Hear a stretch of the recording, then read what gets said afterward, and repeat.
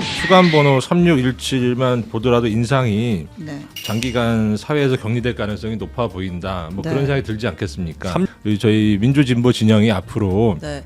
적어도 20년은 집권할 계획이기 때문에 아, 사면복권도 적어도 18년은 지나야 검토가 가능하지 않을까라고 선풍기로도 버틸만 한가 봅니다.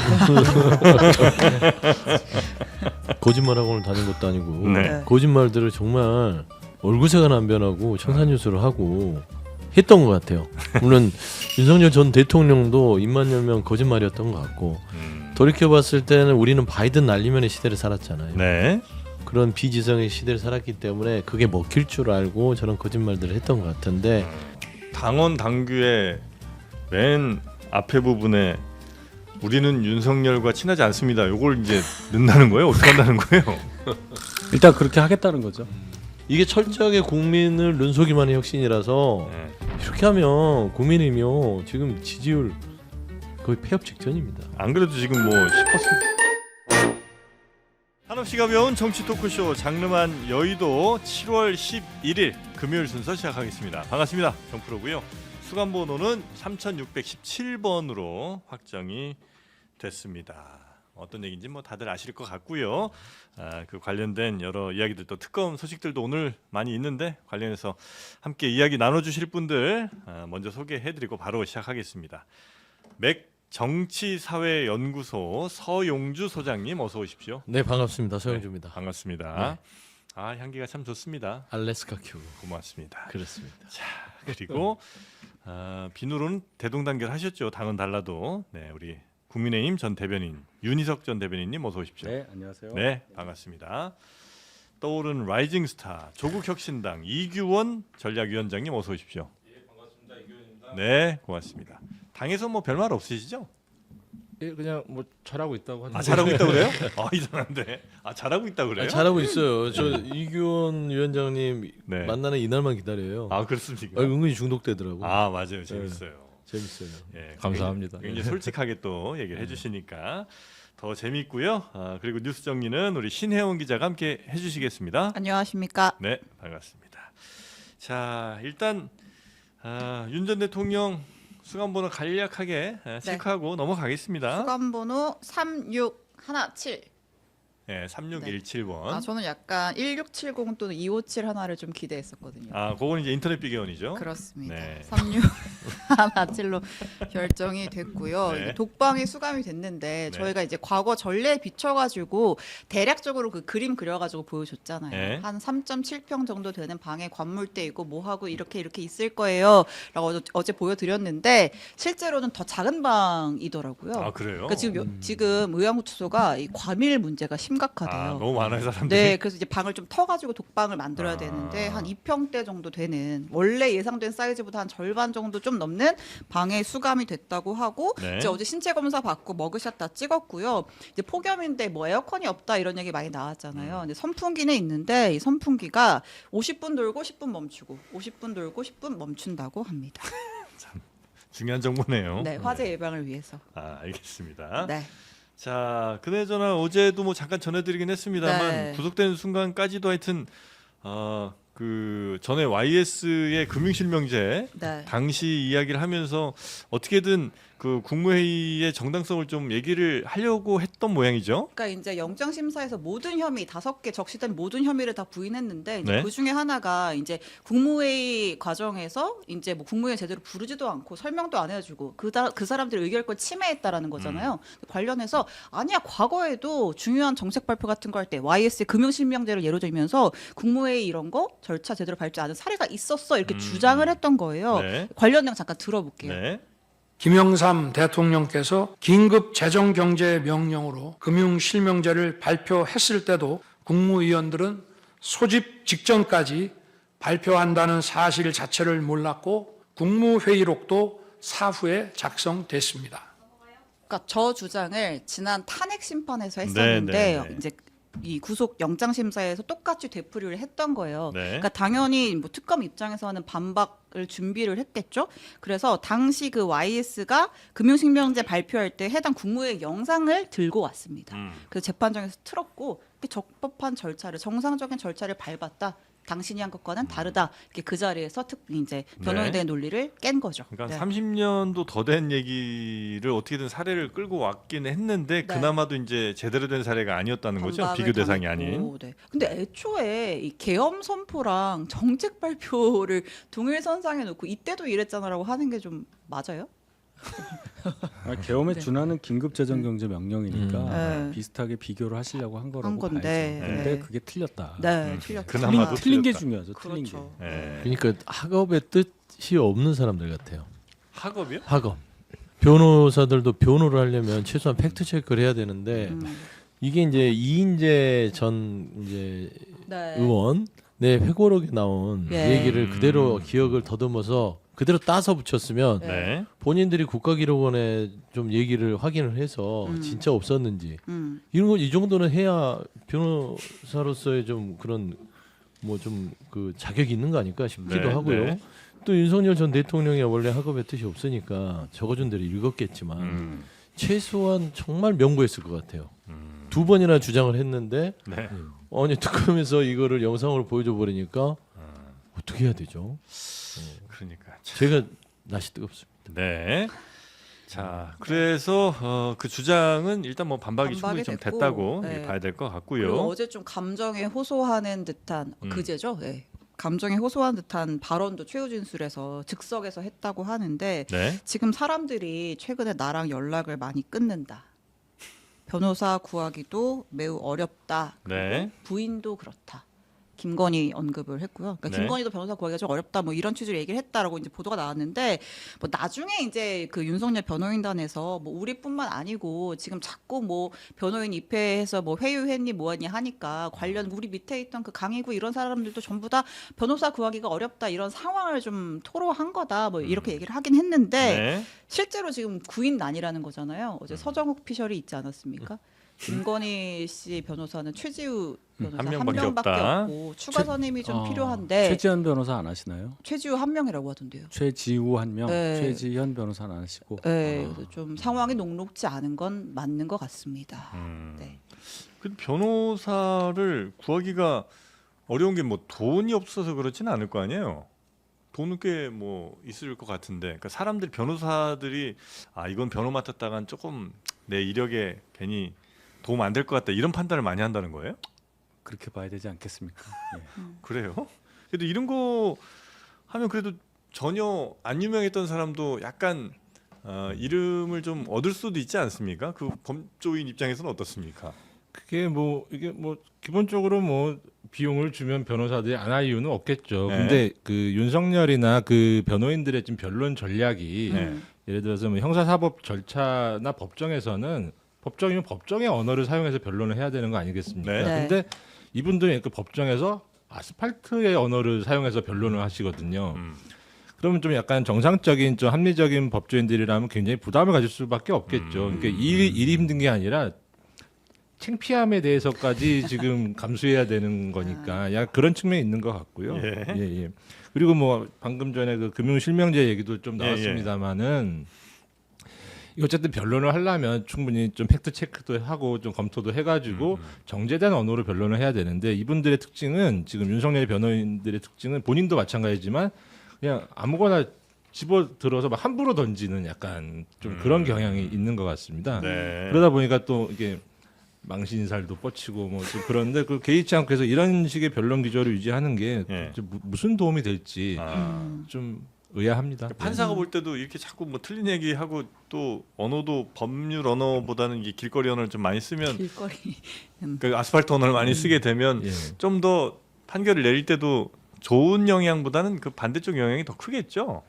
그런 쪽은 근데 결론은 이미 포기한 것이 아닌가 아, 좀 그런 그래요? 생각이 좀 들고 그러다 보니까 이제 감정에 호소하지 않습니까? 네. 그러니까 갑자기 심파로 네. 돌아가지고 이제 변호사도 구하기 힘들고 네. 사면 초과다 뭐 약간 그런 식의 얘기를 하는데 그조차도 뭐 일부 지지층을 겨냥한 그 발언이 아닌가 뭐 그렇게 이해가 됩니다. 네. 사실 윤석열 입장에서는 서운할 거예요. 누구한테요?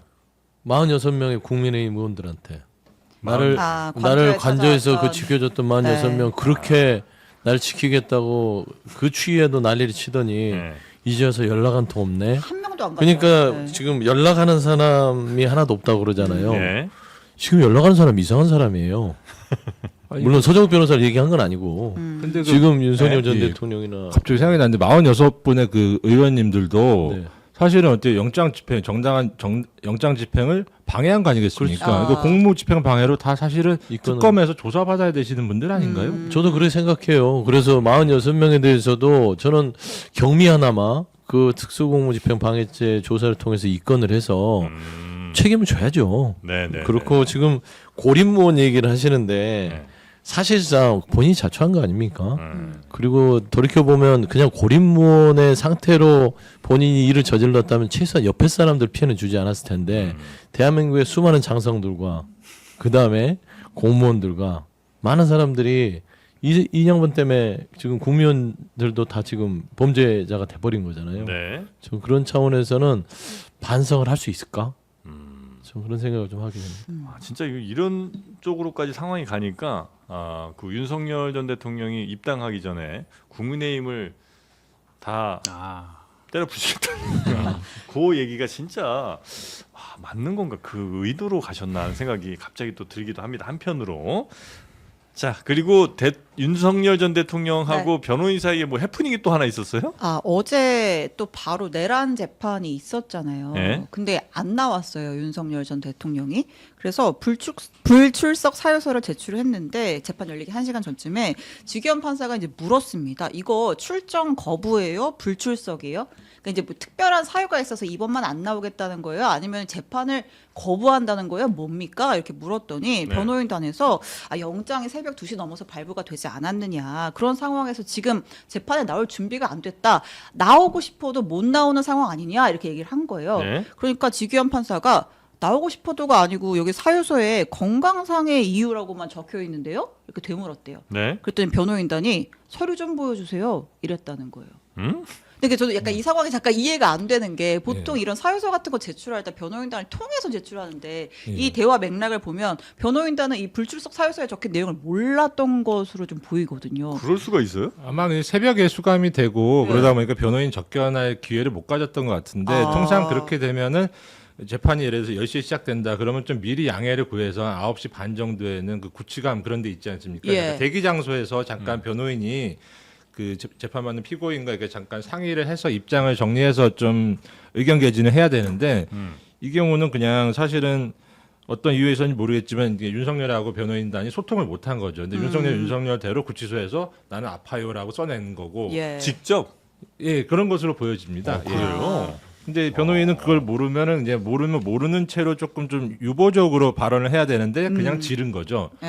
그러니까 거짓말도 좀 손발이 맞아야 되는 것인데 네. 조금 이것도 재판부 입장에서는 되게 유쾌하지 않은 판사 면전에서 거짓말을 한 게 돼 버렸잖아요. 변호인이. 그렇죠. 예, 예. 그러네요. 아, 근데 윤석열 측 변호인들을 보면 앞서서도 뭐 그 김영삼 전 대통령의 비상경제 회의 네. 그 부분부터 시작해서 뭐 계몽령 돌이켜 뭐 인원, 요원, 의원 뭐 이런 것들 보면 법률적으로 대응할 수 없으니까 시간 때우기를 하는 것 같아 지금.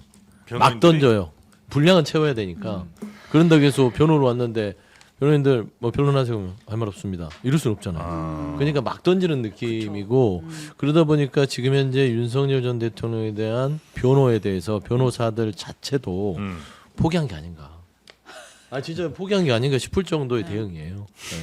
참 그리고 참 이거 하나 좀 여쭤보고 싶은 게 건강상 이유로 만약 불출석한다고 치면 예. 그 건강상 이유는 본인이 판단이에요? 그 제가 뭐 몸이 좀 안 좋아요 그 정도 얘기인데 사실은 네. 뭐 이게 진단서가 첨부돼야지 네. 판사 입장에서도 네. 아, 진짜 아픈가 보다 하는데 그러니까 네. 믿고 싶어도 근거가 있어야 믿을 거 아니겠습니까? 네.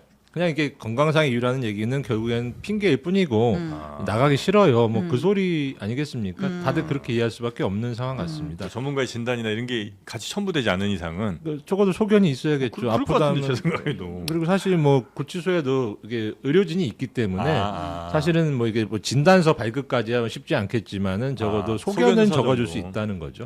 예. 그날 새벽에 재구속됐으니까 그게 근거죠. 아픈 건가요? 알겠습니까? 졸려요? 졸려서 저라도 힘들어, 수면 부족. 저는 분량을 채워야 되기 때문에 위험한 말씀 드리는 거예요. 네. 변호인단이에요, 뭐예요? 그래도 앞으로의 재판은 나갈 거라고 그냥 보세요. 아. 앞으로 재판은. 그러시지 않을까요? 어. 버틴다고 더 이상 뭐 근데 그 이득될 게 예전에 없을 텐데. 박근혜 전 대통령은 안 나가고 버티지 않았어요? 그때? 뭐 그게 약간 그런 게 조금 사실 어떻게 보면 네. 대통령직에 있었던 분이면 오히려 사실은 국민들의 모범이 되게 예. 재판도 모범이 되게 받아야 되지 않겠습니까? 근데 좀 의외로 좀 그 약간 자기가 무슨 일을 했었는지를 좀 이렇게 까먹으신 것 같은 좀 행동하신 분들이 좀 있는데 네. 사실은 근데 뭐 윤석열 전 대통령도 마음은 아팠겠죠. 사실은 구속이 됐으니까. 그리고 네. 수감번호 3617만 보더라도 인상이 네. 아 이게 굉장히 장기간 사회에서 격리될 가능성이 높아 보인다. 뭐 네. 그런 생각이 들지 않겠습니까? 3617번이요? 이게 예. 뭐가 번호마다 달라요? 그냥 숫자가 커서 번호가 기니까 개가 하신 거예요? 뭐예요? 3617년. 그러니까 아, 진짜로 몰라서 그래요. 아 이게 적어도 이게 뭐 유죄 선고가 예상될 가능성이 높고 네. 그 죄가 사실은 뭐 이게 굉장히 중형이 예상되지 않겠습니까? 예. 그런 측면도 있고 그리고 저희 민주진보 진영이 앞으로 네. 적어도 20년은 집권할 계획이기 때문에 아, 사면복권도 적어도 18년은 지나야 검토가 가능하지 않을까라고 민주 진보 진영 맞네요. 제 질문은 번호가 뭐냐고 물어봤는데 네. 딴 얘기를 하고 있으니까. 구형을 3617년을 그러니까 하나요? 뭐냐고 도대체. 그거죠? 그냥 말씀 얘기해봤습니다. 잘못하셨네. 예. 네, 알겠습니다. 의미 없는 얘기로. 구해드릴게요. 예. 구형을 3617년을. 그러니까. 아니 그런 미국도 아니고 지금. 근데 자, 보통 무기징역 전에 제일 많이 구형하는 게 몇 년이에요? 그때 조주빈이 한 40몇 년 뭐 이러지 않았어요? 그렇죠. 이게 좀 가중을 할 수 있기 때문에 네. 유기징역형은 뭐한 조주빈 총상 근데 이건 무기징역형을 뭐 사형을 구형할 수 없을 테니까요. 뭐 네. 근데 구형은 또 가능하겠죠. 검토는 사형은 네. 법에 있으니까. 근데 실제적으로는 뭐 하여간 굉장히 중형이 선고될 가능성이 높은 것 같습니다. 네. 자, 그리고 또 다음 소식 한번 넘어가 볼까요? 그리고 바빠요. 오늘도 특검의 소환 조사가 예정이 되어 있습니다. 오후 2시에. 이것도 혹시 버티진 않을까?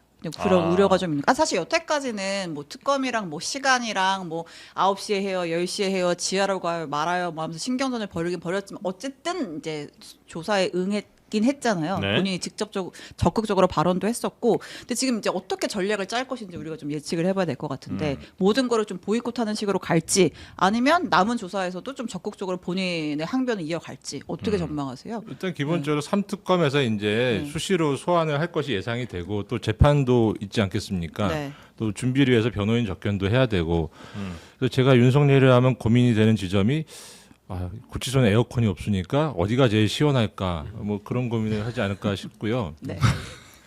근데 법정이 의외로 덥습니다. 그래서 제가 법정이 보기엔 더워요? 법정이 의외로 덥고 사람이 많아서 그게 꽉 차고 그게 약간 그럼 어디가 제일 시원해요? 검찰. 특검이 그래도 그 고검 검- 사무실이 검사가 제일 시원해요? 새 거라서 고검 제일 시원할 것 청사. 같은데. 예. 아, 그러니까 덜 더운 순으로 나가는 거예요. 그러니까 한 12시간씩 조사를 받아야 시원하게 있죠. 더 합시다. 조사 이러면서. 아, 조사실은 에어컨이 잘 나와요. 거긴 잘 나오겠지 뭐. 그래도 구치소보다 훨씬 낫지 아, 않겠습니까? 일단 있으니까. 아. 그리고 이렇게 특검을 뭐 오래 해야 되겠네. 자주 가야죠. 특검을 기간 연장해가지고. 뭐 여름 지나요. 자, 넘어갑니다. 겨울에. 좋아서 지금 입고 아, 넘어가는 그게 너무. 제가 이게 어쨌든 그 재판은 네. 어쨌든 네. 받아야 되긴 하는데 네. 조금 전체적인 수사 상황까지 고려해야 되기 때문에 조금 최대한 미루거나 수사를 핑계로 해서 조금 계속 지연 전략을 쓸 가능성이 높아 보이고요. 그래도 3특검에서 지금 조사 받을 내용이 워낙 방대한 분량이기 때문에 뭐 꼭 에어컨은 농담이고요. 사실은 네. 거기 많이 가셔가지고 이제 뭐 진술 거부보다는 적극적으로 본인의 입장을 좀 개진하는 쪽으로 가지 않을까 싶습니다. 아, 네. 기존의 전략을 좀 고수하면서.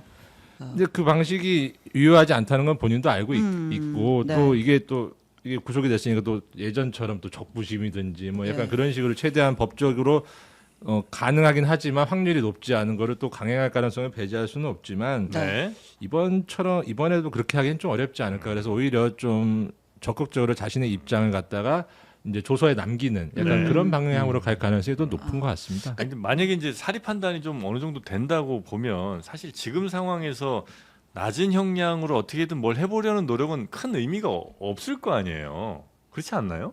그러니까 형량을 조금이라도 뭐 몇 년을 낮춰보겠다. 이건 난 의미가 없는 것 같고 차라리 지금 상황이면은 이거를 뭐 지금 정치권이다 아니면 뭐 좀 뭔가 이렇게 타협을 할 수 있는 그쪽 방향으로 가야지 법적으로 뭘 해결할 수 있는 거는 지금 이제 너무 늦었고 너무 뭐 벌인 일이 커서 윤석열 전 대통령이 만약에 제대로 된 판단한다면 법적으로 뭘 할 생각은 안 해야 될 것 같은데. 정치적 타협이라고 말씀하시면 뭐 사면 복권 말씀하시는 그러니까 뭐 그런 거가 가능할 수 있는 뭐 민주당과의 뭐 어떤 뭐 협의든 20년 집권한대잖아요. 아니 그 집권을 차라리 주더라도 네. 네?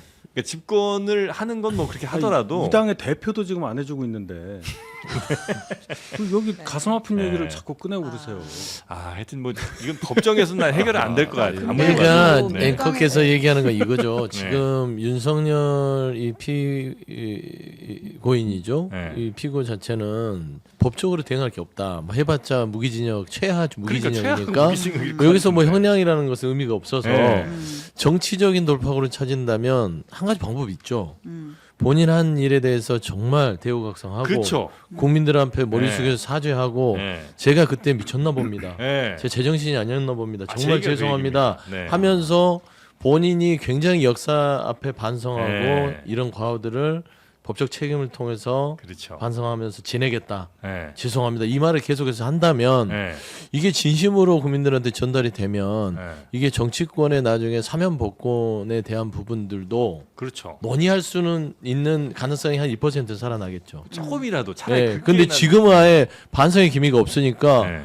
내란 특별법을 통해서 사면은 아예 지워버리는 걸로 내란죄를 네, 저지른 네, 사람은 네. 그런 지경에 이르르거든요. 네. 그래서 방법은 죽을 각오로 반성해라. 네. 그거밖에 그렇죠. 없어요. 예. 그게 여러분 제일 근데 지금이 우리 사면 이야기를 할 때일까요? 물론 아니죠. 아니죠. 예, 예. 아닌데 말도 만약에 안 그 사람 되는 입장에서 생각한다면 그래도 그게 아주 작은 가능성이라도 조금씩 열어주는 방법이지. 그 말씀은 이해가 가고요. 예. 뭐 확정 판결 나고 뭐 형집행 정지 이런 것도 가능하겠죠. 예. 네. 여튼 그럼 특검은 지금 일단 영장에 적시된 5가지 혐의에 대해서 최대한 단단하게 조사를 하는 게 20일간의 목표요, 아니면 뭐 외환죄나 이런 거에 좀 광범위하게 들어가는 거예요? 일단 영장 범죄 사실에는 사실은 뭐 외환죄는 적시되지 않았고요. 그리고 추가로 적시된 범행 자체가 사실은 증거인멸에 해당하는 범죄들을 예. 적시했습니다. 사실 영장의 발부 확률을 높이기 위한 좀 고려도 있었다고 보여지는데요. 예를 들어서 뭐 비하폰 서버 삭제라든지 그 허위 공문서 네. 관련된 거, 딱 사후 그거 자체가 대환 뭐 공문? 이게 증거 인멸인 뭐 범행들이라서 뭐 그런 측면은 있고, 원래 구속이라는 게 구속 수사지 구속 기소가 아니거든요. 구속을 그 법원에 요청하는 사유 자체가 20일 동안 열심히 이걸 수사를 하겠다. 그러니까 신병을 확보한 상태에서 집중적으로 수사를 하겠다. 뭐 그런 의미이기 때문에 20일 네. 동안은 근데 아마 외환 혐의에 일단은 주력하지 않을까 뭐 그렇게 예상은 되고 있습니다. 네. 알겠습니다. 자, 네. 그리고 공범들 얘기도 좀 해보려고. 예, 계엄 당일에 상황들이 네. 계속 나오고 있습니다. 네, 지금 내란 특검에서 한덕수 전 국무총리는 그 허위 공문서 작성 관련 혐의들로 이제 공범으로 적시를 했는데, 그 한덕수 전 총리가 나는 당시 계엄 선포문 계엄 관련된 문건을 보지도 못했어. 양복 뒷주머니에 넣어놓은 거 난 나중에서야 알았어. 이렇게 얘기를 해 왔잖아요. 하지만 CCTV에는 그렇지 않은 모습이 담겨 있었습니다. 이 특검이 대접견실 CCTV 영상을 확보를 했는데, 그 영상을 보면 한 전 총리가 그 다른 국무위원들 자리에 놓여 있는 문건들까지 하나 다 챙겨서 나오고, 네. 그리고 나서 이게 나오는 모습이 포착이 된 거예요. 네. 그래가지고 이 영상을 보여주면서 물었대요. 이거 뭐 소환 서로 보지 조사할 때, 않으셨냐? 양복 뒷주머니에 넣어놓고 몰랐다고 하셨는데 지금 여기 문서 하나하나 챙겨 나오시는 모습 카메라에 잡혔는데요? 라고 하니까 그제서야 진술을 바꿨다라는 거예요. 맞아, 챙겨 나온 게 맞고 내가 그 챙겨 나온 것 중에 나머지 일부는 서류는 필요가 없어서 버렸고, 네. 계엄 선포문 2장 중에 한 장은 강희구 전 부속실장한테 줬어. 라고 진술했다라는 거죠. 그 문건을 가지고 이제 강희구가 이 나중에 그 서명 받아가지고 사후 계엄 선포문을 작성을 한 거예요. 그러니까 증거를 들이미니까 진술을 번복한 이제 그런 상황이 있었던 거죠. 네. 그리고 이상민 전 장관도 마찬가지예요. 마찬가지죠. 네, 마찬가지인데 지금 이상민 장관은 소환을 아직 한 번도 안 특검 단계에서는 그렇습니다. 특검에서는 예. 안 했는데 음. 이분도 이제 CCTV 불러다가 하면 얘기가 바뀔 수 있을 것 같아요. 그러니까 네. 뭐라 그랬냐면 그때 왜 소방청이랑 행안부 통해가지고 단전 단수 지시했잖아요. 근데 당시 그럼 뭐 보고 지시했냐 이랬는데 아 나는 아무런 또 문건 나도 받은 게 없거든, 본 게 없거든 얘기를 했고 그 당시에 그 옆 너머로 이렇게 누군가의 서류를 보니까 단전 단수 얘기가 쓰여 있었다. 그 글자를 봤다. 멀리서 이렇게 보니까 그러니까 엄청 크게 이렇게 써 예. 있었냐 우리가 그런 얘기도 했었잖아요. 예. 그거 보고 내가 한 거지 나는 문건 받은 게 없어라고 이분도 일관되게 주장을 해왔었는데 예. 역시나 같은 CCTV 영상에 보면 그 이 문건을 들고 한 석 장짜리 문건을 들고 한덕수 전 국무총리와 뭔가를 상의하는 듯한 모습이 포착이 됐다라는 거죠. 그러니까 이게 그때 당시에 막 이런 진술들 막 얘기할 때도 상식적으로 너무 이해가 안 됐잖아요. 뭐 나중에 지나고 보니까 뒷주머니 꽂혀 있었다. 또 누굽니까 그 저 최상목은 또 뭐 어디 안주머니 이렇게 접혀져 있었다. 네. 이 멀리서 봤는데 단전 단수글 씨가 저 멀리서 보이더라. 뭐 이건 사실 상식적으로 좀 얘기는 안 됐었잖아요. 제가 그거 인상 깊었던 거를 싱크도 준비했는데 못 아, 그래요? 들을까요? 잠깐 이상민? 볼까요? 네.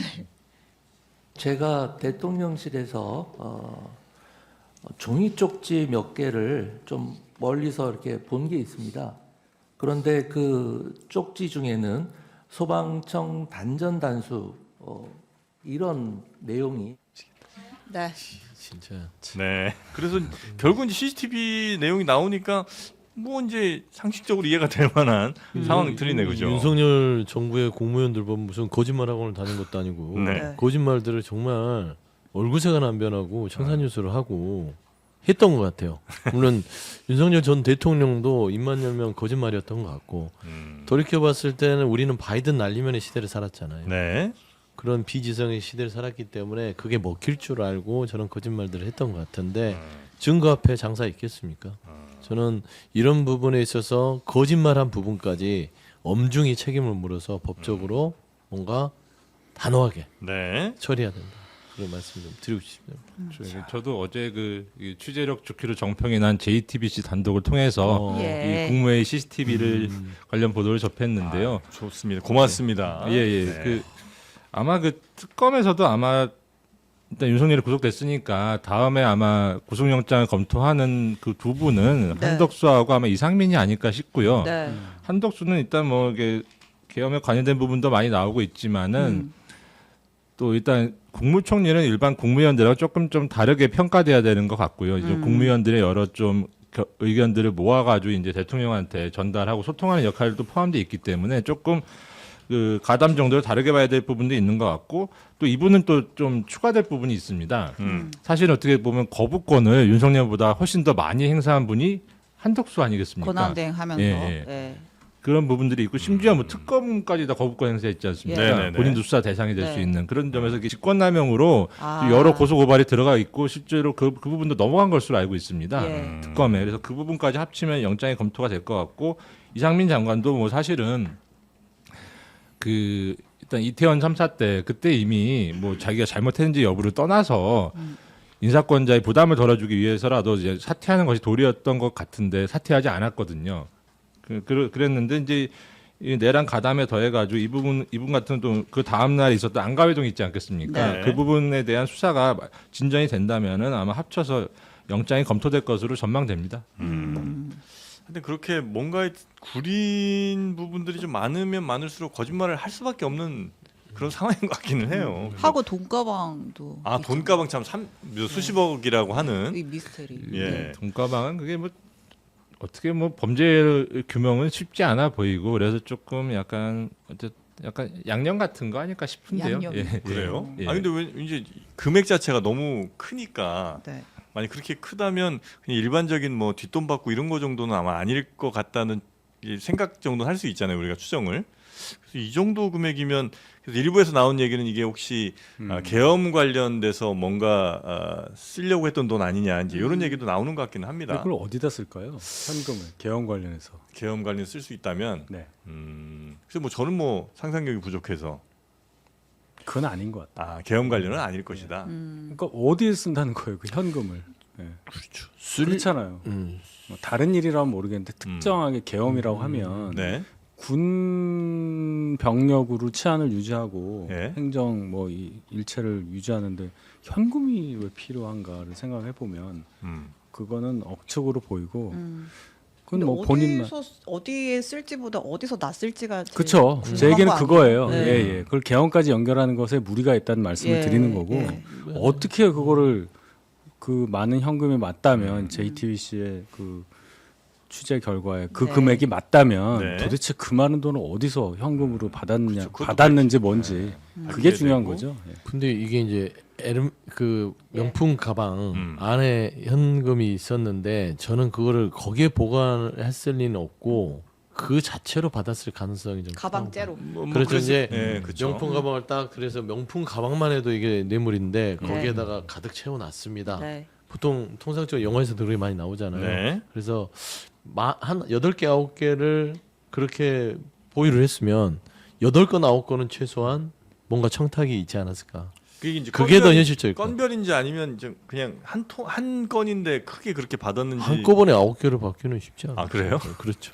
이게 어떻게 보면은 좀 분명히 좀 의혹이 있어 보이는 규모의 현금으로는 이해가 되고요. 네. 다만 이게 일단 본인의 해명을 들어봐야겠죠. 본인이 수사기관에서 이제 언론에 대한 해명 말고 수사기관에서 제대로 특검에서 해명을 들어본 다음에 근데 이게 문제는 어떤 비의혹이 있더라도 이게 내란 특검의 수사 범위 내인지는 조금 애매한 부분이 있습니다. 아. 그러니까 내란 특검에서는 이게 좀 어떤 충분히 해명을 들어보고 그것이 어떤 좀 범죄 의혹이 있다면은 이제 특검이 종료되면서 이제 검찰이나 뭐 공수처 같은 수사기관에 이첩하는 방식으로 이 의혹을 이어나가는 것이 조금 더 상식적일 것 같습니다. 예. 단순히 돈이 있다라고만 해가지고 이걸 가지고 수사할 수는 없다라는 말 거예요? 그러니까 범죄 의심이 있는 어떤 네. 뭐 현금을 다량의 현금이 발견된 것은 네. 맞는데 그 내란 특검의 그 본연의 수사 범위 내인지는 좀 이견이 있을 수 있기 때문에 거기에 그 돈의 출처라든지 그런 비의혹을 밝히는데 내란 특검의 수사력 집중한다기보다는 오히려 그걸 조금 잘 정리해가지고 좀 이렇게 다른 수사기관으로 이첩하는 식으로 처리하는 것이 맞지 않을까 싶습니다. 네.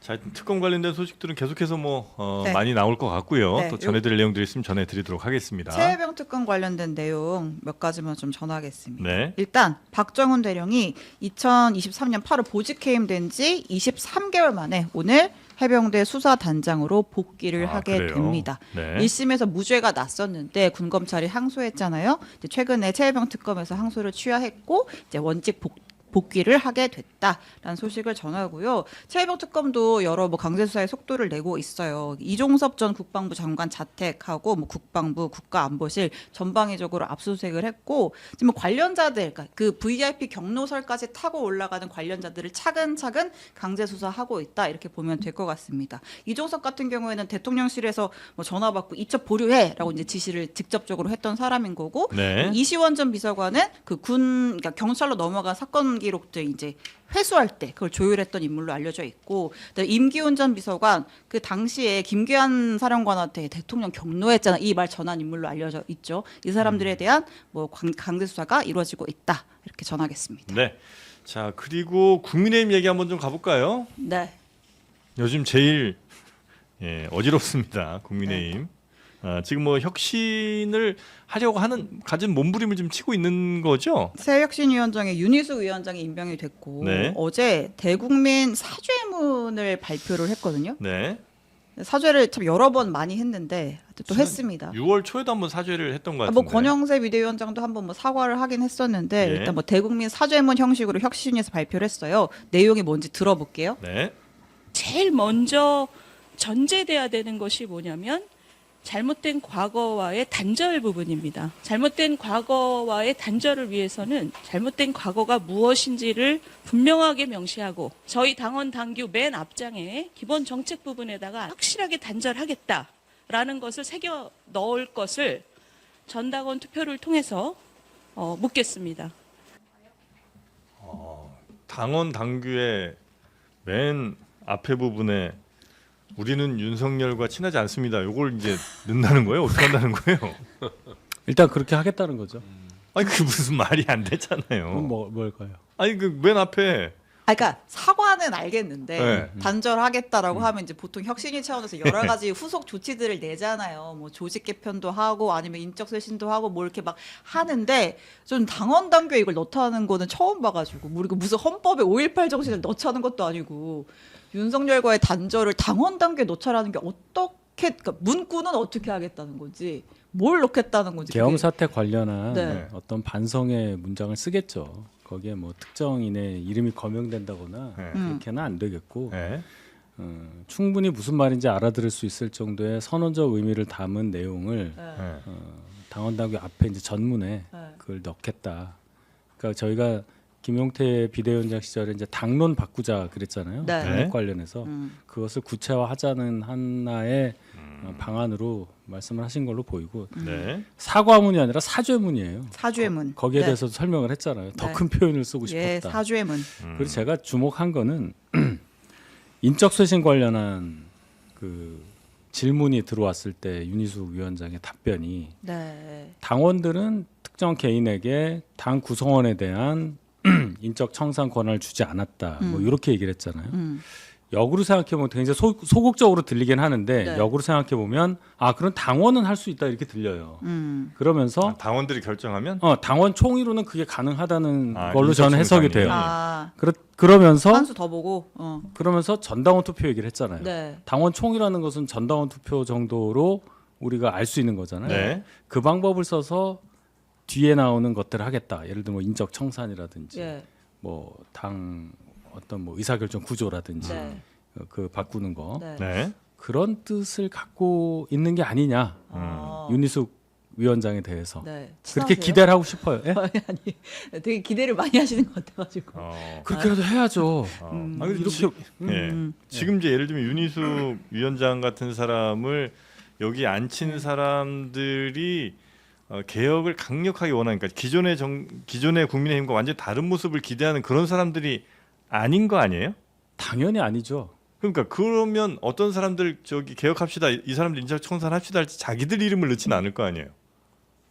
윤희숙 의원이 윤희숙 위원장이든 아니면 윤희숙 위원장을 앉힌 그 실질적인 국민의힘 그러니까 네. 예 윤희숙 위원장이 굉장히 영리하게 발언을 했다고 생각한다고요. 그래요. 안철수 위원장은 네.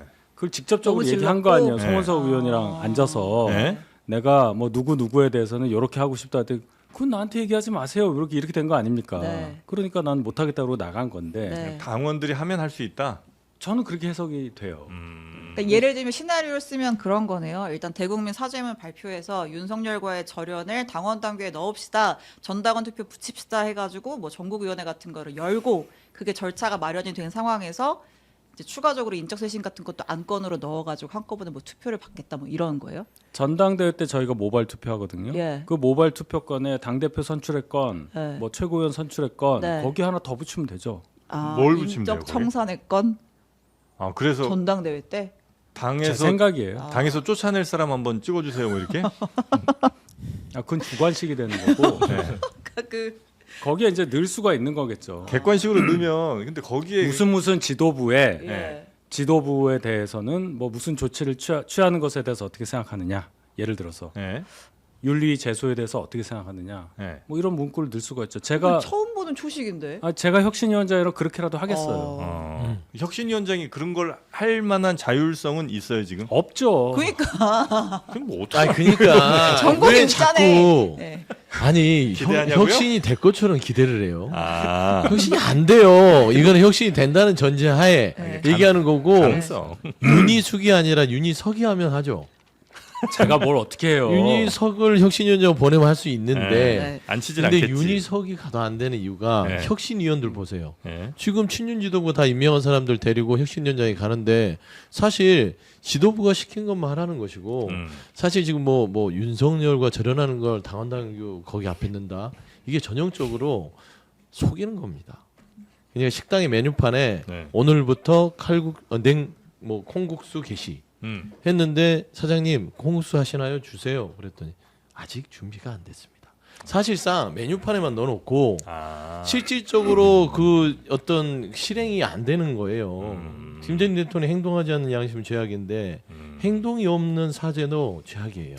사실상 이건 순서가 틀린 게 윤석열하고 저랑 할 것 같으면 김용태 전 비대위원장이 얘기했던 첫 번째 탄핵 반대 당론을 처리하자. 네. 전당대표 붙이면 되잖아요. 디테일이 있어야지. 디테일이지. 두 번째 5월 10일 날 후보 교체했던 사람들에 대한 책임을 묻자. 정당 민주주의 무너졌으니까 최소한 이 두 가지를 당원 투표를 통해서 결정하자.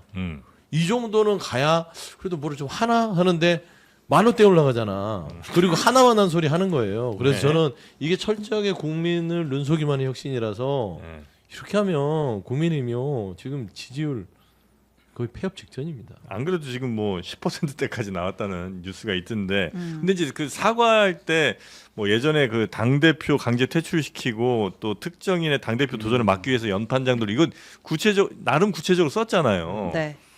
그 썼는데 거기에 한동훈에 대한 건 없는 것 같더라고요. 예를 들면 뭐 나경원, 이준석 뭐 이런 사람들에 대해서는 있는 것 같은데, 그죠? 그걸 그러니까, 오늘 네. 확인을 했잖아요. 예. 네. 한 기자분이 언론에 출연을 하셔가지고 당 대표 축출에 한동훈도 포함되냐? 근데 아니라고. 네. 예. 그렇게 이제 확인을 받았다는 거니까 이건 또 뭔가. 그러니까 이준석한테 미안해, 나경원 미안해, 뭐 김문수 미안해, 다 미안한데 한동훈한테는 미안하지 않다는 거잖아요. 그래서 별로 기분이 안 좋은 분들이 있죠. 한동훈 전 대표는 왜 이렇게 싫어하는 거예요? 이렇게 싫어할 이유가 있나? 무섭잖아요. 무서워서 그래요? 자, 당 대표가 됐다고 쳐봐요. 네. 그러면은 정치 생명이 거의 뭐 시한부로 될 사람들이 상당히 많죠. 네? 그러니까 못 들어오게 하는 거죠. 한동훈 전 대표는 지금 어젠가도 잠깐 보니까 그 라이브로 인생 상담 해주고 있던데 네. 지금 인생 상담 할 때는 아니지 않나요? 아닌가? 그럼 뭘 해야 돼요? 아니 그래도 지금 뭐 정당으로 어떻게 좀 우리 국민의힘을 어떻게 살릴까 이거 고민하셔야 굉장히 되잖아요. 많은 분들을 만나요. 아 그래요? 굉장히 많은 근데 분들. 이제 요거는 어쨌든 본인 상담은 그분 통해 하는 거고 아, 그분들 통해서. 대중들의 또 뭐 국민의힘 지지하시는 분들의 많이 친근감을 위해서 이런 것도 이제 해주고 있다. 그건 그거고 이제 네. 앞으로의 정치 행보에 대해서는 뭐 많은 분들께 조언을 듣고 있는 과정이죠. 네네 알겠습니다.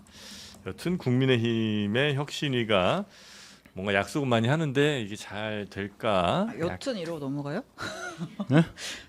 잠깐 제가 아까 속보를 못 전했어요. 그 네. 최혜병 특검 관련해서 네. 전방위 압수수색 들어갔다, VIP 경로소 턱밑까지 갔다라고 했었는데 오늘 윤석열 전 대통령 자택에 대한 압수수색에 착수했다라는 속보가 들어왔습니다. 아크로비스타? 그렇습니다. 네. 하나 네. 더 있죠. 임종득 임종덕 의원 맞습니다. 주거지와 의원. 네. 아. 그래서 저희 당 원내대표께서 이제 송원석 네. 비대위원장이 의원분들께 지금 즉시 임종덕 의원실 앞으로 모여주시기 바랍니다. 이렇게 이제 사발통을 돌렸단 말이에요. 예. 그럼 이제 몇 명이 갈 거냐? 네. 아. 이게 포인트가 되겠죠. 빨리 취재하세요. 취재력이 좋으시니까. 아까 그 의총에서 그 얘기 있었잖아요. 우리가 지금 이 3특검에 대한 대응 TF를 만들어가지고 그 얘기 송원석 원내대표가 했잖아요. 아니 우리 당 의원들을 버려도 우리가 스스로 버려야지 이 외부의 이 정치보복 세력에게 우리를 넘겨줄 수 없다 이런 취지로 얘기를 하면서 여러분 동의하시죠?라고 했더니 아무도 응답하지 않았고 일단 몇 명 안 갔어요. 의총에. 60명은 절반은 갔잖아요. 아니 뭐 그래도 저희 네. 그래도 많아요. 100명 넘어요. 너무 무시하신 거 아닙니까? 몇 명 절반 넘어요? 갔으니까. 계속 지금 분량을 네. 조절하고 있습니다. 네. 네. 했는데 그러니까 오늘 임종덕 의원실 앞에 몇 명이나 좀 그러니까 저는 그 도와주러 생각이 갈 들어요. 것이냐. 예. 아. 그게 이제 또 언더냐 네. 아니냐 이런 네. 거를 볼 수 있는 하나의 광경이 되지 근데 않을까요? 언더인 분들은 얼굴 잘 드러내려고 안 하잖아요. 근데 카메라 여- 죽치고 근데 있을 여기 텐데. 언더 안 가면 갈 사람이 없을 거예요. 없죠. 그럼 이제 지금 이견 위원장님이 좀 얘기해 주시면 좋을 것 같은데 예를 들어 전 대통령의 집에 이제 압수수색 들어가면 그 검찰 수사관들도 다른 데 갈 때보단 좀 더 뭐 마음가짐이라든지 아니면 뭐 가서 좀 어떤 행동 같은 게 좀 달라집니까? 뭐 그러니까 제가 뭐 압수수색에 참여하는 사람 입장이라면 뭐 어떻게 생겼나 그 네. 집이 좀 궁금하긴 할 것 같긴 한데요. 별 감흥은 없을 것 같습니다. 아, 지금 그래요? 단계에서는 좀 그런 측면이 있고 네. 이게 결국엔 이게 최혜병 특검에서 압수수색이 지금 집행이 된 것으로 보여지는데 네.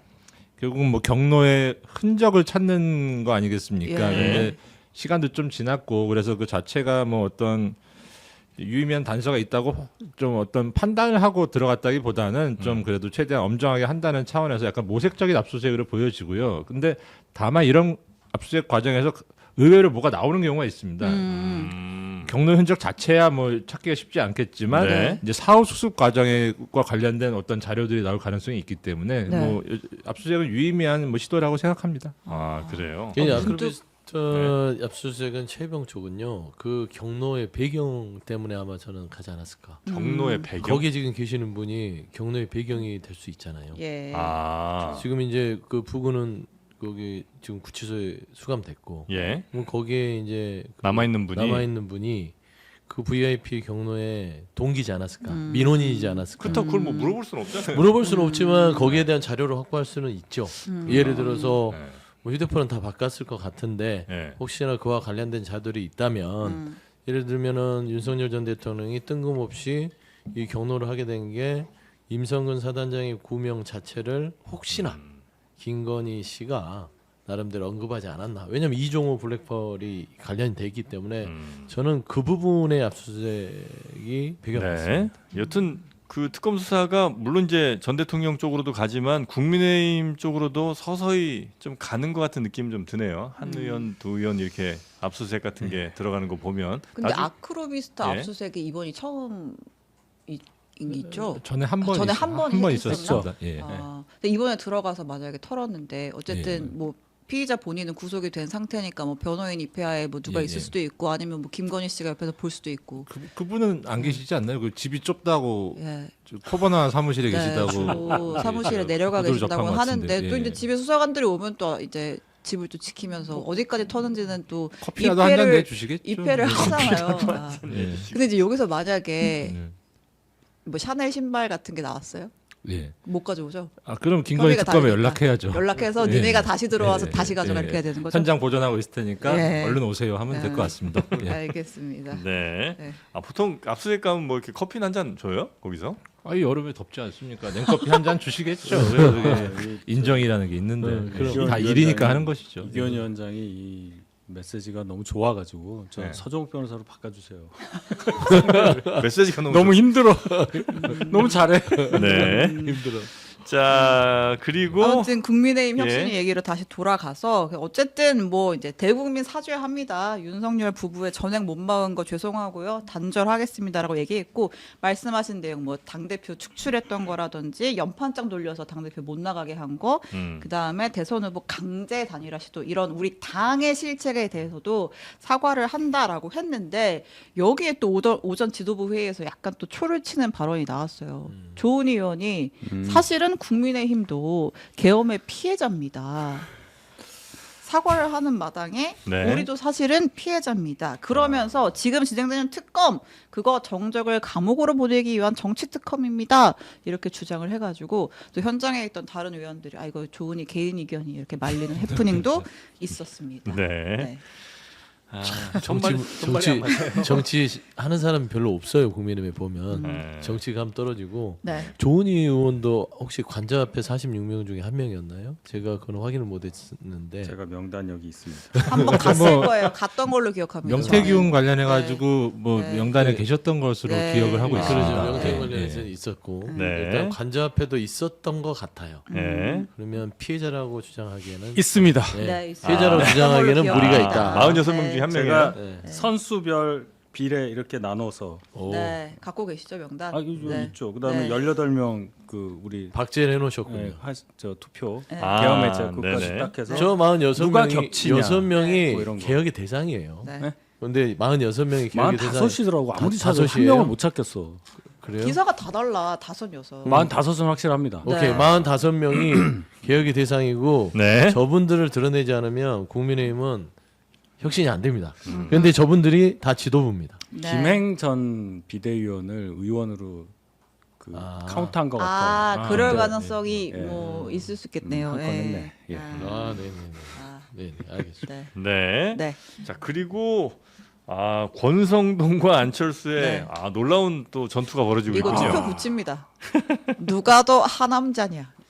네. 그 안철수 의원이 혁신위원장 맡으면서 인적 청산해야 됩니다. 실명은 거론하지 않겠지만 이 두 사람 청산해야 됩니다라고 얘기를 했었잖아요. 사실상 쌍권이었잖아요. 네. 권영세, 권성동이었는데 이제 그러고 나서 이제 비대위에서 안 받아들여니까 위원장직을 내려놨고 어쨌든 그리고 나서 이 청산 대상으로 지목이 당한 권성동 의원이 안철수를 향해서 그러한 하남자 리더십으로는 당의 위기를 극복할 수 없다. 안철수 너 한동훈이 전당대회 안 나올 것 같으니까 그 전당대회에 나가면 좀 승산이 있을 것 같으니까 나 팔아가지고 혁신위원장 그만두고 전당대회 나가려고 하는 거 아니야. 그러면서 특정인 이름 말은 안 했다고 하면서 뒤에 가서는 백불로 다 실명 얘기하고 그런 하남자 리더십으로 뭘 하려고 그래. 이렇게 쓴 거예요. 권성동 의원이 말이 좀 길었죠. 네. 근데 이제 안철수 의원이 한 단어로 반박을 했습니다. 하남자? 그 사진을 이제 올렸죠. 네. 그 사진이 국민의힘 의원들 다 없고 혼자만 그러니까 의석을 윤석열 탄핵 네. 소추안 1차 표결 때 아무도 없고 본인 혼자 본회의장에 남아서 투표했던 그 사진을 저렇게 올리면서 내가 하남자냐? 라고 되물었습니다. 감히 누가 누구한테 하남자 얘기를 꺼내느냐? 예. 이제 이런 취지죠. 네. 자, 우리 저 국민의힘에서는 안철수 의원에 대한 그 감정이라고 그럴까요? 여론 뭐 이런 게 어떻습니까? 하남자 쪽이에요, 상남자 쪽이에요? 그냥 한 남자예요, 한 남자. 아, 한 혼자 남- 계시니까. 네. 그렇고 안철수 의원이 대선 경선 이후에 좀 뭐 안철수가 바뀌었다. 이번 상황을 통해서 가장 정치적으로 뭔가 진전된 모습을 보인 사람은 안철수 의원이다 이런 평가가 좀 있었잖아요. 기사도 좀 나오고 네. 했는데 그냥 그건 없어진 거가 됐고 그러나 저는 평가할 부분이 있다고 생각해요. 좋게. 네. 당의 이 문제 아무도 얘기 못하고 외면하려고 했었던 문제를 거의 정면으로 꺼내신 것과 마찬가지잖아요. 혁신위원장 사퇴 과정에서 네. 그 부분 그러니까 이제 윤희숙 혁신위원장이 뒤이어 바통을 받은 가운데 그래도 뭐라도 넣겠다고 하고 이런 정도까지 얘기가 나왔으니까 이런 정도는 그래도 당내 구성원들로부터 어느 정도 평가받을 수 있는 부분이라고 생각합니다. 당내 구성원들이 근데 안철수 의원 평가를 좀 하긴 해요. 잘 이상이 별로 안 그 좋아. 구성원도 이제 뭐 예. 의원이 있고 예. 뭐 저 같은 사람도 있고 뭐 일반 뭐 당원들도 있고 하는데 아, 의원분들은 절대 아니겠죠. 더 의원은- 나빠졌겠죠.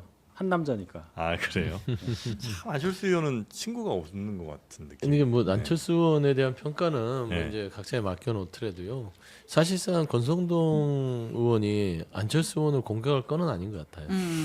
본인은 지금 조용히 자숙하고 반성하고 국민의힘을 망가뜨린 부분에 있어서 정말 입이 열 개라도 할 말이 없을 텐데 또 쑥 나와가지고 당 대표 나가겠다고 하니까 이제 일단은 안철수 의원을 디스하기 시작한 거 아닙니까? 네. 근데 이거를 이제 국민들이 밖에서 쳐다봅니다. 음. 보수층 내에서 쳐다봅니다. 뭐라고 하겠어요? 이보다도 유치할 수 없고 한심하다. 정신을 못 차리는구나라고 혀를 찰 것 같아요. 그래서 저는 권성동 의원이 이 정도 정무감밖에 안 되나 싶어요. 왜냐하면 빠져나올 땐 빠져나오고 들어갈 땐 들어가고 해야 되는데 네. 이게 그냥 무분별하게 아무 생각 없이 막 뛰어드는 것 같아서 아마 본인의 자리에 좀 위기감을 느끼고 있지 않은가. 저는 그런 판사로서 지금 네. 안철수 의원에게 하남자 논란을 약간 그러니까 국민의힘 의원들 중에 그러니까 당을 뭐라고 생각하느냐 혹은 당의 주인이 누구라고 생각하느냐에 대한 약간 차이가 좀 있는 것 같아요. 그래서 예를 들면 권성동 의원 같은 경우는 당이라는 건 의원들이 모여 있는 그런 것. 그다음에 당의 주인은 진짜 국민들로부터 선출된 그 의원들 이런 사람들이 진짜 당의 주인이라고 생각하는 것 같고 그래서 그 주인들을 좀 해하려는 움직임을 당을 해야 하는 거라고 생각을 하는 것 같고 또 예를 들면 뭐 우리 윤희석 대변인님이나 아니면 뭐 다른 분들은 이 국민의 뜻을 잘 담아내는 특히 이제 보수의 가치를 지향하는 국민의 뜻을 담아내는 그릇을 당이라고 생각하시고 그 그릇에 해야 하는 거는 설령 그게 국민의 손에 의해서 뽑힌 의원들일지라도 그거는 안 되는 거고 뭐 이런 정도의 차이가 좀 그러니까 당에 대한 기본적인 생각 차이가 좀 있으신 게 아닌가. 정확하게 말씀하신 거예요. 그래서 네. 저희 당에서 자꾸 당론하면서 네. 의원총회 107명 모여 있는 가운데서 나온 결론을 네. 전체 당 구성원들의 의사인 것처럼 밀어붙이잖아요. 예. 의총은 어디까지나 국회 안에서 벌어지는 일들에 대한 그런 사안에 대한 의사결정을 하는 곳이지 전체 당론을 결정하는 곳이 될 수가 없잖아요. 근데 그것이 아니라고 생각을 하니까 네. 전체 지도부, 당 지도부와 예를 들어 최고위원회와 의총의 어떤 뭐 갈등 구조가 있고 막 네. 둘이 뭐 경쟁하는 관계가 되고 뭐 그런 경우를 제가 많이 봤어요. 네네네네. 예를 들어서 뭐 비대위 회의를 하면 원내에서도 들어오시잖아요. 어느 순간부터 이게 들어오는 원내대표는 원내 지도부를 데리고 오잖아요. 이렇게 네. 쭉 오잖아요. 이 타이밍이 막 늦어요. 일부러 늦게 와. 네. 자기들도 회의하고 들어오는 거죠. 예. 여긴 또 여기대로 회의하고 있다가 같이 이렇게 되는 거예요. 네. 근데 어느 순간부터 너무 많이 들어와요. 원내 지도부가 막 들어오는 거예요. 그러니까 막 저희 당 회의 보면은 의원 수는 조금인데 회의 참석자들은 막 늘어가지고 여기까지 들어와요. 이렇게. 아. 그런 상황이 벌어지더라고요. 네. 점점. 네, 제가 네. 2020년부터 지도부에서 이렇게 보니까 그게 결국 여기까지 왔다. 알겠습니다.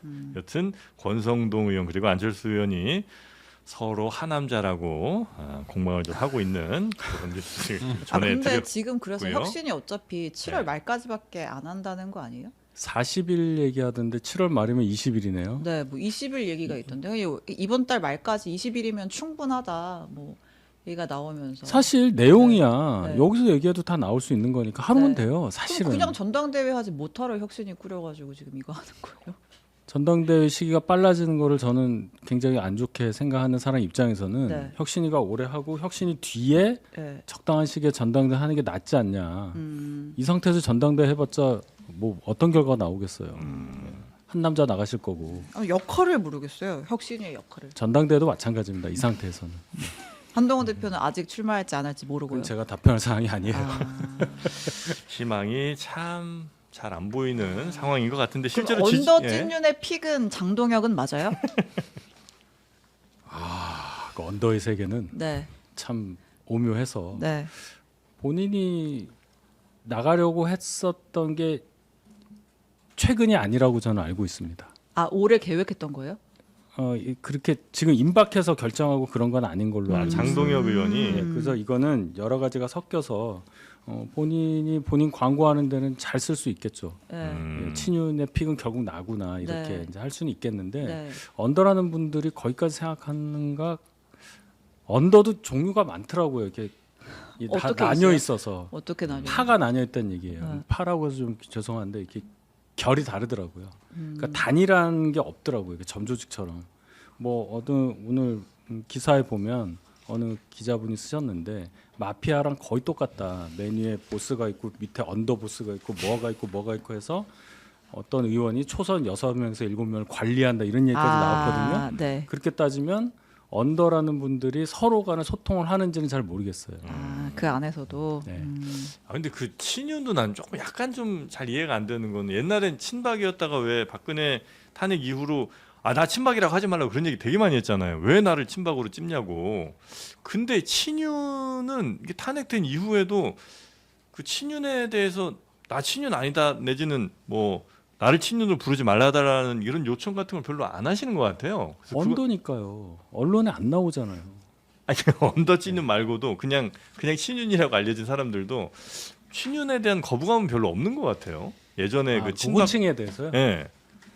글쎄요. 친박 때는 그게 좀 많이 있었던 것 같은데 뭐 주류잖아요, 친윤이. 주류에 묻어가야죠, 지금은. 아니 근데 이게 탄핵이 되고 이 그 상황까지 친박 왔는데 때는요, 그때 당시에는 좀 분화가 됐습니다. 사실상 박근혜 전 대통령 탄핵을 할 때 국민의힘 의원들이 상당수가 동조를 안 해줬으면 탄핵이 통과가 안 됐죠. 그래서 그 부분이 당내에서 존재했기 때문에 네. 친박을 부인하는 사람들도 꽤 있었다고 볼 수 있는데 여건이 지금은 친윤이 부끄럽긴 하나 실리적으로는 친윤 지도부가 장하고 있는 당에서 굳이 친윤 아니라고 하면은 비주류로 전락되잖아요. 그럴 이유가 없다. 그렇죠. 그래요. 지금 속보 하나만 전화. 또 있어요, 속보? 오늘 2시에 내란 특검이 윤석열 불러서 소환 조사하기로 했는데 내란 특검에 불출석 사유서를 제출할 예정이라는 보도가 나왔습니다. 조사도 안 받는다. 특검 조사도 안 받겠다. 이거는 어떤 전략이 바뀌는 거예요? 버티기? 선풍기로도 버틸만 한가 봅니다. 선풍기를 끊어야겠네. 있을만하다. 아, 네. 또 이렇게 하면은 약간 강제 구인 하겠다라는 게 사실 특검에 뭐 그렇긴 한데 뭐 네. 한 번 뭐 소환 불응했다고 해가지고 바로 뭐 어떻게 강제 구인한다는 건 모양새가 안 좋기 때문에 네. 뭐 몇 번 더 기회를 줄 것으로 보여지고 네. 오늘 불출석은 사실은 변호인들과 한번 이렇게 뭐 어떤 좀 의견 교환의 기회가 없었기 때문에 그거 차원에서 조금 또 불이익을 감수하고서라도 그런 좀 일단 그렇게 한 것이 아닌가 뭐 그렇게 짐작은 됩니다. 준비를 네. 좀 할 시간을 달라? 예를 들어서 뭐 적부심을 청구할 것인가, 구속 적부심을 할 저번의 건지. 방식대로 또 그렇게 밀고 갈 것인지 아니면 네. 좀 다르게 할 것인지 그래도 물론 그분이 뭐 남의 말을 듣는 스타일은 아니시긴 한데 네. 그래도 뭐 지금은 좀 들어봐야 되지 않을까 싶습니다. 네. 예. 보통은 그러니까 보통이 아니라 이게 수사 잘 안 협조하니까 물론 이제 다른 이유도 있겠습니다. 그래도 구속에 대해서 좀 이렇게 빨리빨리 좀 데려오고 뭐 이런 것도 있는 거 아니에요? 구속한다는 거지?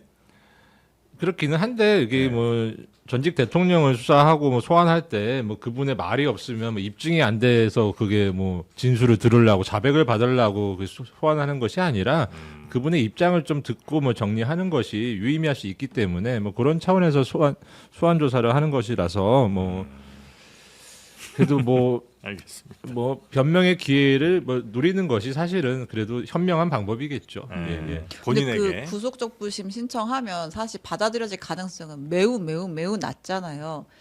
그렇죠. 뭐 저번에야 뭐 어떻게 보면 그 검찰에서 조금 네. 빌미를 제공한 측면도 아예 없지는 않지만은 네. 이번에는 뭐 특검에서 철저하게 하겠죠. 다시는 뭐 그 일 단위로 계산하고 하는 게 아니라 뭐 시간 단위로 해도 네.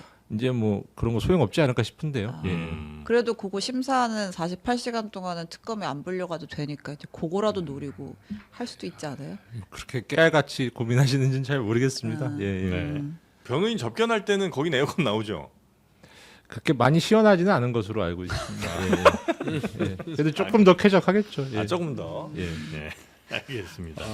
네. 자, 아 그리고 리박스쿨 얘기 한번 리박스쿨이요? 해볼게요. 어제 국회에서 리박스쿨 청문회가 있었어요. 요거 이제 아마 기억하실 텐데 이게 리승만 박정희 관련된 리박인 거잖아요. 이제 극우 성향의 교육 단체로 알려져 있는데 이제 이 단체 사내 유관 기관으로 있는 글로리 사회적 협동조합 이런 단체가 있대요. 근데 어저께 그 청문회에서 그 이 단체를 그 늘봄 학교 운영 프로그램 주관 기관에 선정을 하라는 윗선의 압력이 있었다. 네. 대통령실의 압력이 있었다라는 증언이 나왔습니다. 아, 예. 그래서 늘봄학교의 프로그램 운영 사업 주관기관 공모에게 됐다는 거고 그러면 이 리박스쿨 나온 사람들이 늘봄학교의 교사로 이렇게 가게 되는 그 자격을 얻게 된다는 거죠? 유관단체 그 단체에 있는 사람들이 교사로 현장에 투입이 되는 거죠. 네. 예. 아, 요것도 근데 권력형 비리라고 볼 수 있는 거 아니에요? 권력형 비리 맞나요?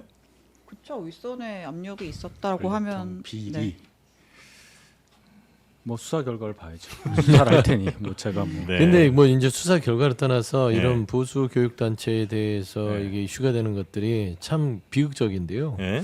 이게 애들한테 교육을 시키는 거잖아요. 그런데 이게 잘못된 역사관을 심어주기 위해서 의도적으로 어떤 권력이 개입해서 또 친분관계를 활용해서 이루어졌다면 이거는 대단히 심각한 문제고 사실 저는 놀랬던 게 전두환의 명예를 다시 회복하자. 네. 이런 부분들을 리버스쿨의 그 대표가 애국 시민이라는 입장을 표명하면서 얘기하는 걸 보고 네. 경악을 금치 못했다. 물론 이제 아. 사상이나 생각의 자유는 보장이 되되 이 자체가 아이들에게 영향을 미치려고 했다는 부분들은 굉장히 저는 엄중한 사안이라고 봅니다. 네. 네. 요건 좀 약간 장기전이랄까? 하여튼 뭐 사상전의 어떤 장기 계획의 일환 같은 거 아닌가 하는 생각이 좀 들기도 하고요. 그래서 어릴 때부터 이런 생각을 좀 가지게 만들고 싶다.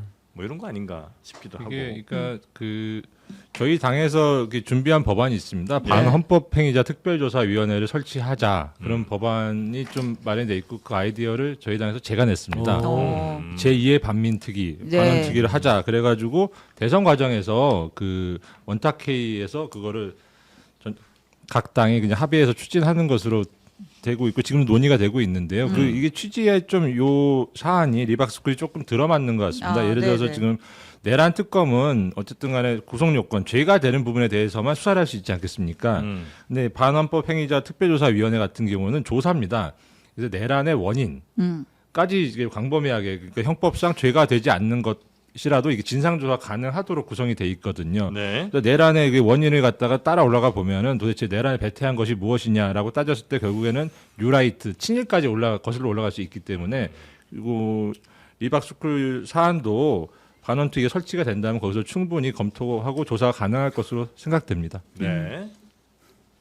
뭐 무슨 말씀 하시려고 했던 것 아니요, 같은데. 뭐 말씀 잘하시는데 그거 네. 어디까지 올라가야 돼요? 동학?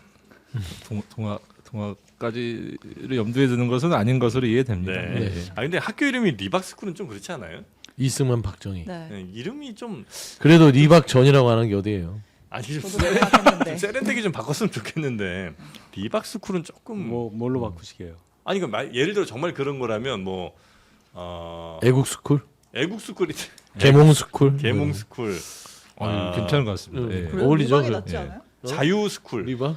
아니 전 처음에 리박스쿨에서 영어인가? 저도 뭐, 영어인 줄 예, 알았어요. 네. 그랬어요, 솔직히. 아. 예, 뭔가 한번 다시 생각해 보게 하는. 괜찮은 애국스쿨 이름이에요. 이러면 애국 너무 좀 그런가요? 그렇잖아, 뭐 정말 저는 안 어울리죠. 이런 그좀 쪽박스쿨. 네? 아니 여기서 아이디어가 네, 댓글에 쪽박스쿨. 쪽박스쿨 나와갖고 그박이 아닙니다. 네. 저는 이런 그 이름들이라든지 흑역사는 씻어내야 된다고 봅니다. 네. 예. 저 가야 돼요. 씻어. 알겠습니다. 그러니까 이런 흑역사를 씻어내야 됩니다. 씻어내야 된다? 그렇지. 뭘로 제가 씻어낸다고 뭘로 얘기- 씻는 게 좋을까요? 알래스카 큐브. 그렇습니다. 서영주 소장님이 정말 대단하십니다. 훌륭해요. 네, 이렇게 네. 광고 친화적인 게스트는 정말 처음이에요. 네. 빨리 끝내야 되니까. 존경합니다. 자, 쿨 멘톨 이름처럼 알래스카가 그냥 느껴집니다. 강력한 쿨링 효과, 또 자극적이지 않은 그 시원함이 있는 쿨 멘톨 샤워바가 있고요. 또 시솔트 쿨 멘톨 샴푸까지 쓰면 뭐 머리부터 발끝까지 완벽하게 여러분을 시원하게 한여름에도 시원하게 만들어 드리니까 어떻게 요 쿨멘톨 샤워바 하나 구치소로 좀 그거는 좀 반입이 돼요? 반입 금지. 이거 그거는 찜질해잖아. 그건 알래스카 이분은 반입 큐브의 금지예요? 모독입니다. 모독입니까? 어떻게 그 내란 행위를 비누예요, 하신 자, 한 분을- 번씩 말씀하세요. 일단 반입은 안 되는 걸로. 예, 그럴 것으로 생각됩니다. 알겠습니다. 맞을 겁니다. 예. 자, 넣지 않는 걸로 가겠습니다. 워낙 시원하니까. 그래서 네. 지금 23% 할인 중이고요. 네이버에서 알래스카 큐브 검색을 하시거나 아니면 저희 영상 하단에 더보기 누르시면 바로 찾으실 수가 있겠습니다. 자, 하여튼 시원하게 오늘도 샤워하시고 집에 돌아가시면 네. 샤워들 하시고 샴푸도 이걸로 감으시면 되겠습니다. 알래스카 큐브입니다. 세 분 대단히 감사하고요. 다음 주에 뵙겠습니다. 고맙습니다. 네, 감사합니다.